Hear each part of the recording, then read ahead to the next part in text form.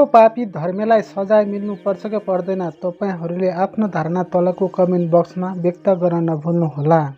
एक्कासी पार्वती सानीमाको घरमा आएपछि धर्मे चाहिँ एकदमै धेरै डराउँछन्। कतै आफ्नो कालो करतुत पार्वतीले थाहा पाउने त होइन भनेर चाहिँ उनी एकदमै धेरै डराउँछन् र पार्वतीलाई त्यो गाउँबाट कसरी हुन्छ निकाल्न चाहन्छन्।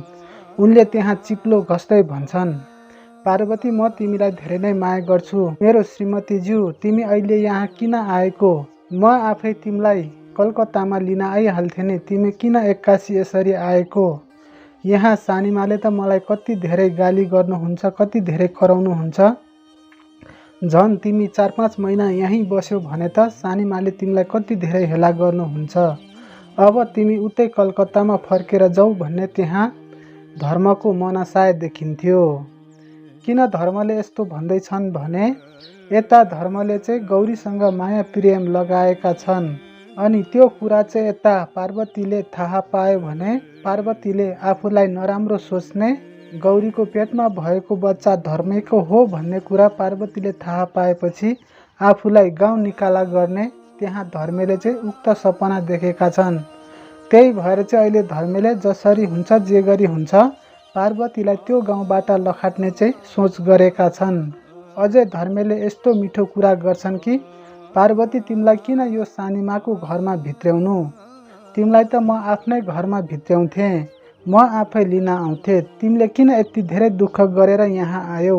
भन्दै त्यहाँ धर्मेले चाहिँ पार्वतीलाई एकदमै यति धेरै ढाँट्छन् कि त्यो ढाँटेको देख्दाखेरि त मलाई एकदमै धेरै रिस उठेको थियो।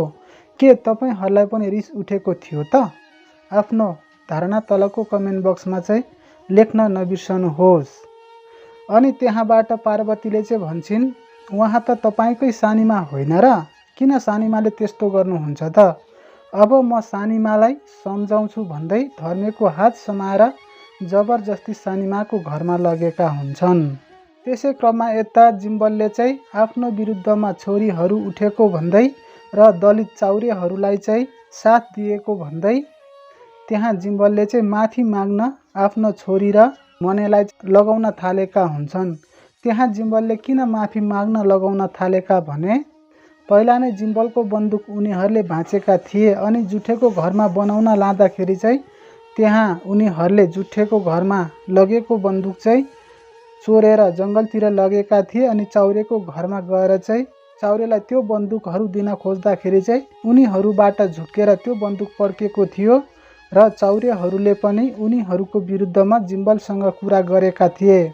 त्यही भएर चाहिँ मान्छे मरेको भए तैँले के गर्थिस्, तिमीहरूलाई जेलमा लान्थ्यौ भन्दै चाहिँ त्यहाँ जिम्बलले चाहिँ आफ्नो छोरीहरूलाई अबदेखि यस्तो गल्ती कहिले पनि नगरोस् भनेर चाहिँ माफी माग्न लगाएका हुन्छन्। यता मनेले पनि माफी माग्छन्, जुनेले पनि माफी माग्छन् र अबदेखि यस्तो काम कहिले पनि नगर्ने बताउँछन्।